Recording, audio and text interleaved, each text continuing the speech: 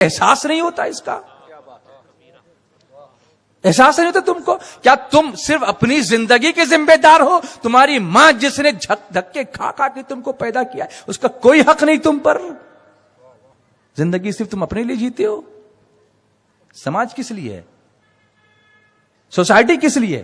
اکیلے جا کے جنگل میں رہو اگر تم کو رہنا ہے تو؟ کسی کی تم ذمہ لگتے ہو، کسی کا تم پر حق ہے، کسی نے تمہیں پیدا کیا ہے، کسی نے اپنا خون پلا کے تمہیں بڑا کیا ہے، اس کے آنسو تم سے دیکھے کیسے جاتے ہیں؟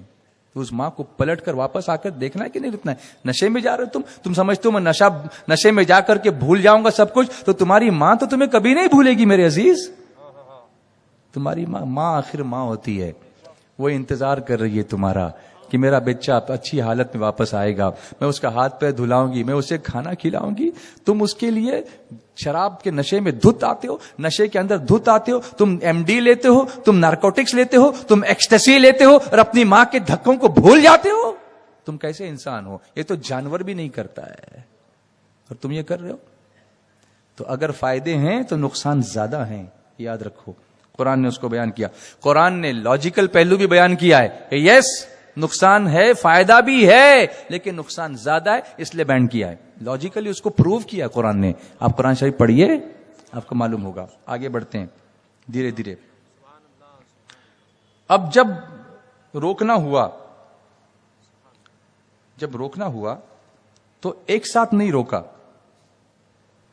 گریجولی۔ اللہ تبارک و تعالیٰ نے پیدا کیا نا، اللہ جانتا ہے کہ اسے ایک ساتھ یہ چھوٹے گا نہیں۔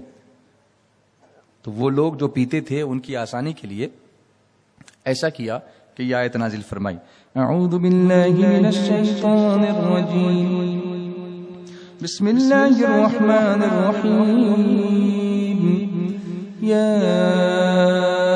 ایہا الذین آمنوا لا تقربوا الصلاة وانتم سکارى حتى تعلموا ما تقولون ولا جنبا إلا عابري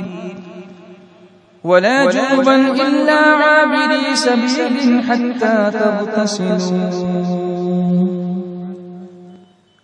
اے ایمان والو، نشے کی حالت میں نماز کے پاس نہ جاؤ۔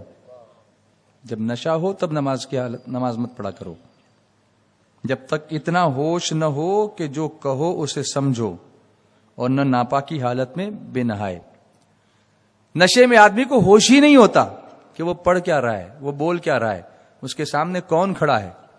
کبھی کبھی نشے کی حالت میں کسی شخص نے اپنی ہی بیٹی سے غلط حرکت کی ہے، یہ بھی ہوا ہے۔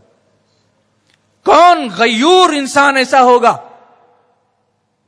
کون عزت دار باپ ایسا ہوگا جو اپنی بیٹی پر ہاتھ ڈالے؟ لیکن یہ نشہ ہے جو تمہارے دماغ پر ایسا طاری ہو جاتا ہے کہ تمہیں ماں اور بیٹی میں فرق اور بیوی میں فرق نظر نہیں آتا۔ کیا یہ نقصان کم ہے؟